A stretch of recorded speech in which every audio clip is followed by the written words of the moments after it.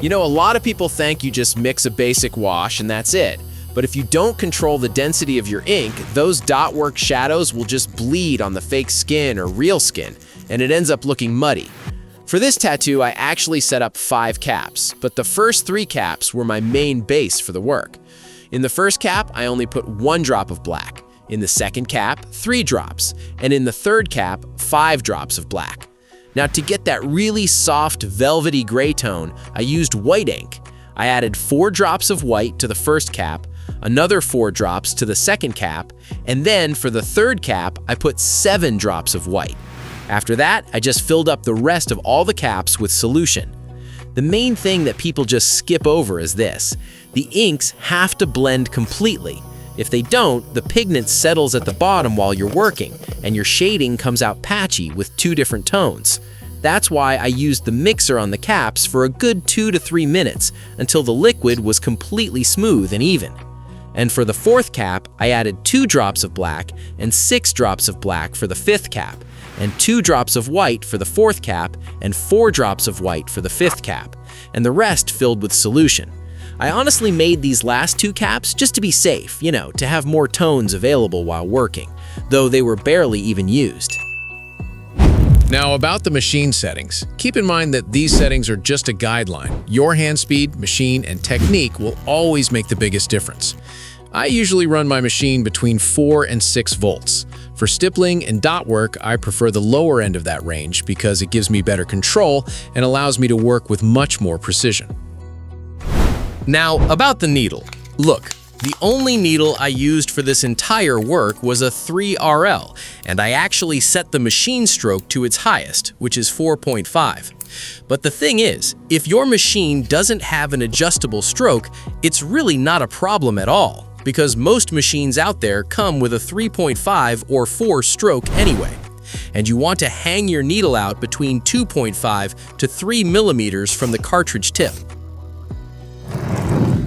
So I'm starting with the second gray wash cap to establish the lines. Make sure to work very lightly and use as little hand pressure as possible. At this stage, we're not aiming for a bold or defined line. We only want a soft, subtle mark that acts as a guide, almost like a ghost line. So now I'm starting with the stippling technique.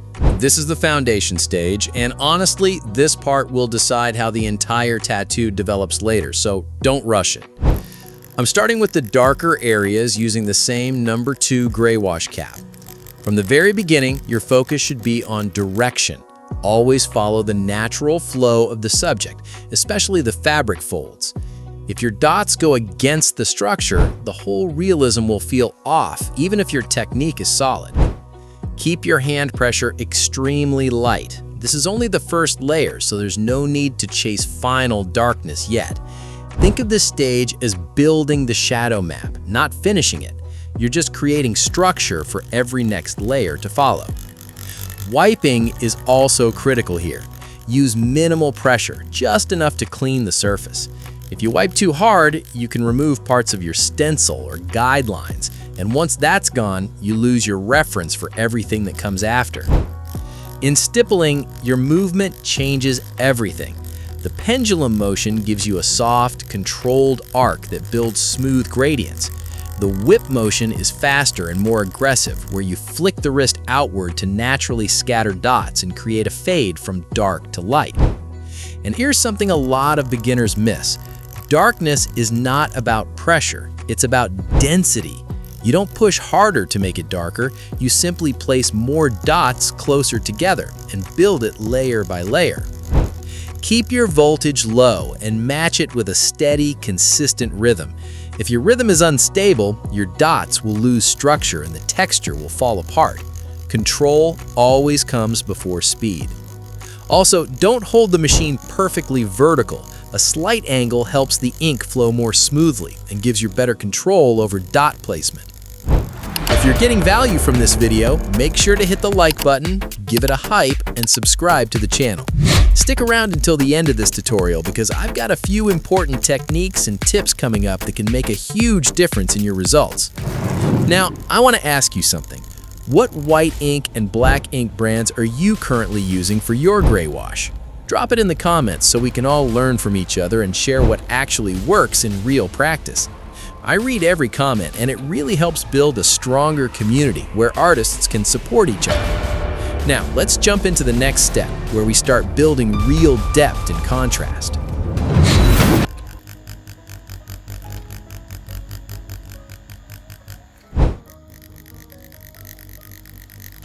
Now, moving on to the body and muscle structure. This is one of the most important stages of the tattoo because the way you build these muscles will determine how realistic the final piece looks. One thing I want to point out right away is that I'm not using any solid lines here at all. The entire muscle structure, the shadows, the soft transitions, and even the highlights are all being built with stippling and dot work only. When you're working on muscles, the most important thing is understanding the anatomy and separating each muscle group correctly. Every dot you place should help describe the form and direction of the body. A technique that helps me a lot is always starting with my lightest gray wash, even in the darkest areas of the design. This is a very important step for building your foundation. Instead of chasing darkness immediately, use your lightest wash to map out the deepest shadows first. This gives you a clear roadmap and allows you to build your values gradually and with much more control. At this stage, I'm not trying to finish anything. I'm simply establishing the structure, identifying the darkest areas, and creating a guide for all the layers that will come later. Another mistake I see a lot of artists make is going too dark too early. Don't do that. Build your values slowly, layer by layer. Remember, it's always easier to make an area darker than it is to make it lighter. You also need to pay close attention to the direction of the muscle fibers. Your stippling should follow the natural flow of the anatomy. If the chest curves, your dot pattern should curve with it. If the arm twists, your dots should follow that movement as well.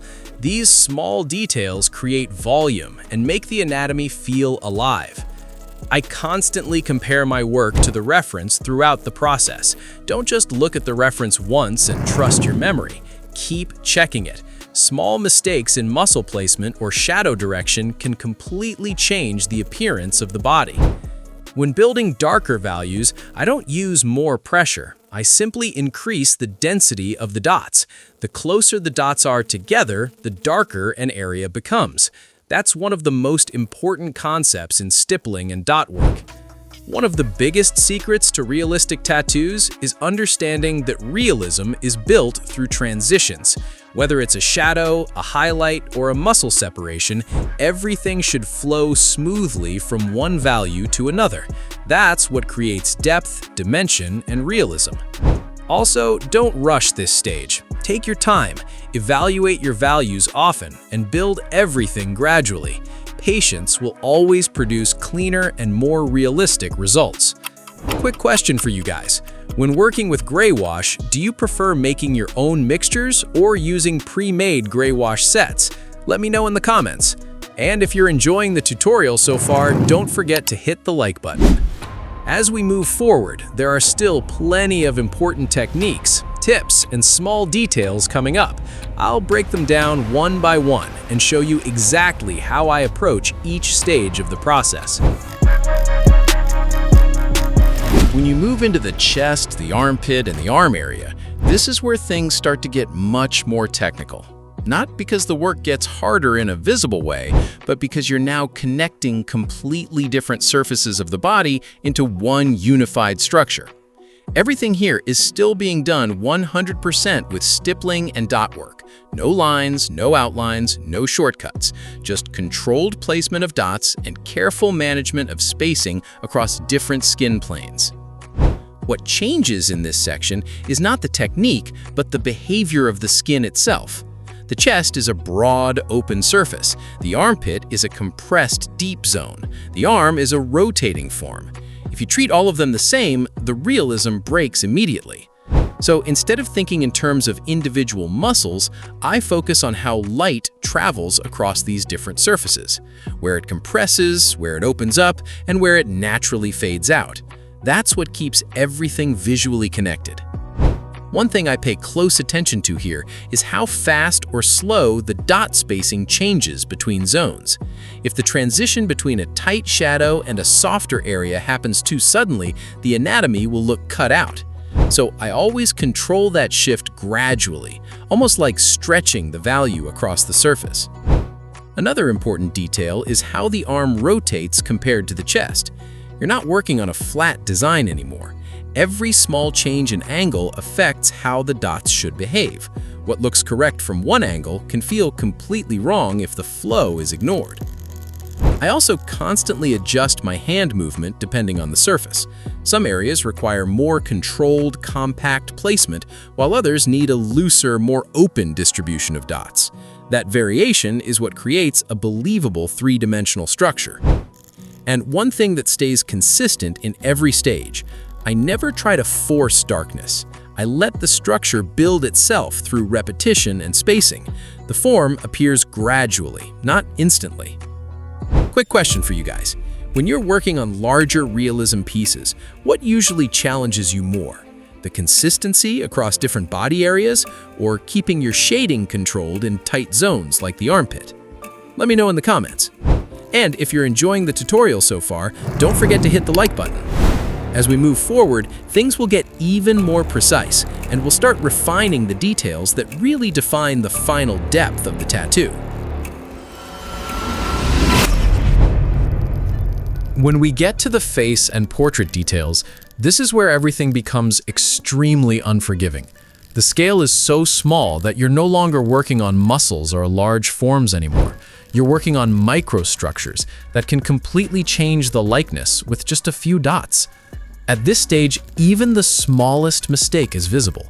A slightly heavy hand, a wrong spacing, or an overworked area can instantly destroy the realism of the face. So your focus has to shift from building form to controlling precision. Everything here is still done with stippling and dot work only, and definitely no rushing. Just extremely controlled micro dot placement and patience at a completely different level. One important thing to understand is that facial features behave differently from the rest of the body. You're not dealing with large transitions anymore. You're dealing with tiny value shifts that define expression, depth, and identity. For this reason, I slow everything down. I switch from flowing movements to almost individual dot placement in key areas like the eyes, nose, and lips. Every single dot has a purpose here. Nothing is random anymore. One technique that makes a huge difference in micro-realism is controlling how much ink actually enters the skin per touch. Instead of building value quickly, I prefer stacking very light layers and letting the structure develop gradually. If you rush this, the features will lose clarity immediately. Another important adjustment on real skin is how you stretch the skin. At this scale, full hand stretching is too aggressive. You need very localized control, just enough tension around the exact area you're working on so the surface stays stable without distorting the stencil. A common mistake at this stage is over-darkening too early. On a face, darkness spreads visually much faster than on larger areas. If you push the value too soon, you lose the ability to refine expression later, and the face starts to look flat or oversaturated. Another issue I see a lot is ignoring spacing consistency in micro areas. When dots start merging too closely together in small facial features, the texture disappears and turns into a solid stain instead of a detailed portrait. I also avoid overworking any single feature. If you keep going over the same eye, nose, or lip area, the skin will eventually close and you lose all micro-detailed definition. Sometimes the best decision is simply to stop and move on. One helpful trick I use is constantly stepping back or changing my viewing angle. When you're too close, everything looks like detail, but from a slight distance, you can immediately see if the proportions and shadows actually make sense.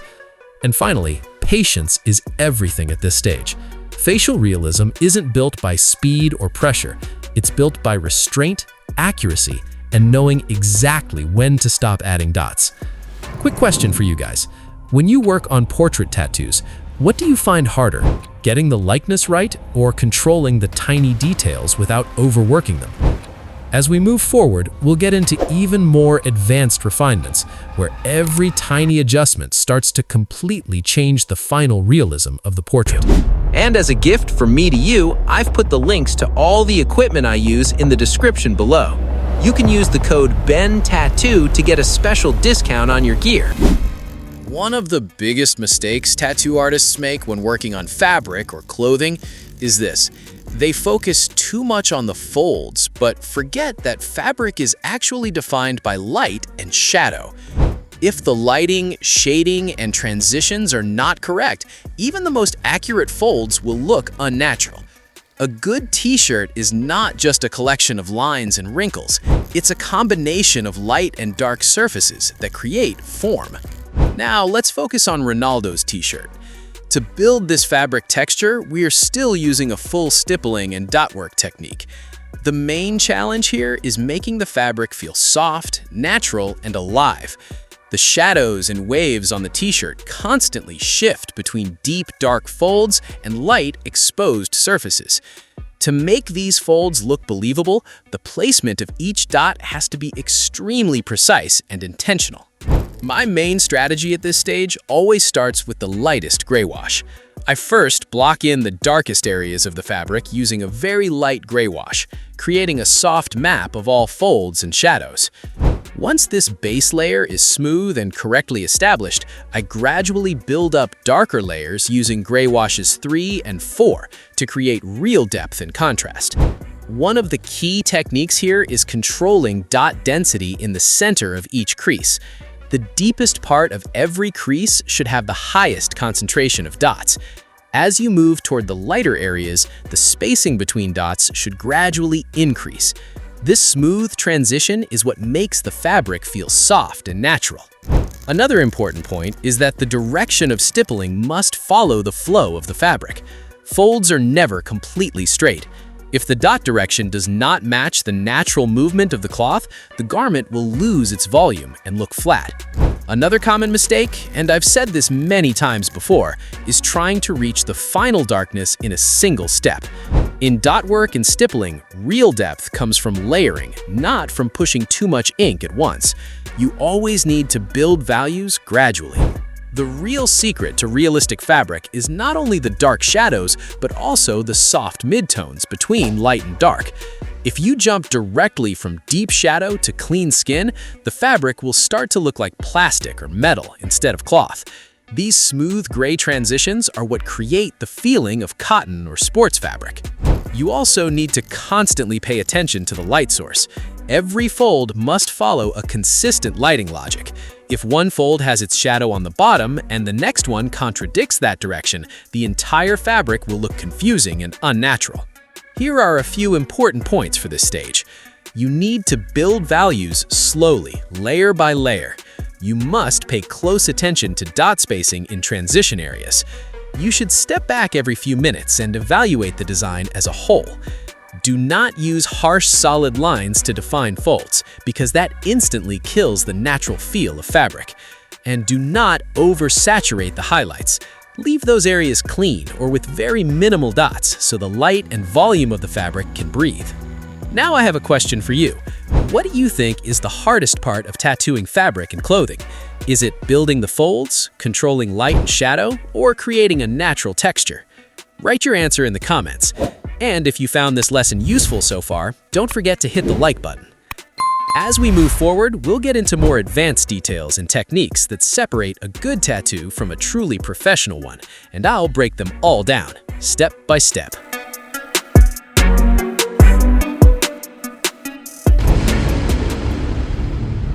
Alright, so up to this point, we've already built the first and second underlayers using greywash number 2.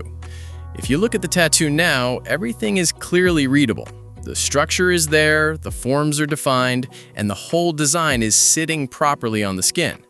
But this is not the finished stage. This is actually where the real control starts. Because up to now, we only built the base. Now we start deciding where the depth really needs to go. So I switched to greywash number 3. When I use greywash number 3, I'm not trying to darken the whole tattoo. That's a common mistake. A lot of artists, as soon as they get a darker wash, they start pushing it everywhere. And in the end, the tattoo just looks heavy and blocked. What I'm doing is very selective. I'm only looking for areas that actually need deeper contrast, deep folds in fabric, underlapping forms, or areas where light naturally can't reach. One thing I always tell people is before every new pass, just stop for a second. Don't rush into it. Step back and look at the whole tattoo. Because a lot of times when you're too close, you think something needs more darkness, but from a distance, it already works perfectly fine. Another big mistake is trying to deepen shadows by making them bigger. Instead of that, I stay inside the same shadow shape. I increase density, not size. Because once shadows start expanding, the structure of the design slowly disappears, and everything starts blending into one flat mass. After I lock in the darkest areas, I move to greywash number 1. And this is honestly my favorite part, because this is where everything starts coming together. Before this stage, you still see separate layers, but now we start connecting them. Here, I'm not trying to make things darker, I'm trying to soften everything. It's more like linking the transitions between tones, not repainting the tattoo, just smoothing the gaps between values. But here's something important. Don't try to make everything perfectly smooth. That's another common mistake. Not every edge should be soft. Some edges need to stay a bit sharp. That contrast between soft and sharp areas is what makes the tattoo feel real. If everything is overly blended, it starts to look flat and artificial. And another thing, be careful not to kill your highlights. Those untouched skin areas are what give the tattoo life. If you overblend everything, you lose that contrast, and the whole piece looks weak. And finally, don't rush this stage. This last pass is not about speed. It's about control and patience. Sometimes the difference between a good tattoo and a great tattoo is just a few extra minutes of careful blending. And once this is done, you're no longer looking at separate dots or layers. Everything comes together. The transitions feel smoother, the contrast feels intentional, and the whole tattoo settles into that soft, velvety gray realism look. I've put the designs here for you. Take a screenshot and use them for your practice. And definitely watch the end screen video if you want to learn soft realism portrait tattooing. Also, since you've watched this tutorial so far, make sure to check out the description. I've put the links for all the tattoo supplies there. You can use my discount code BENTATTOO to get a special discount. Best of luck with your work.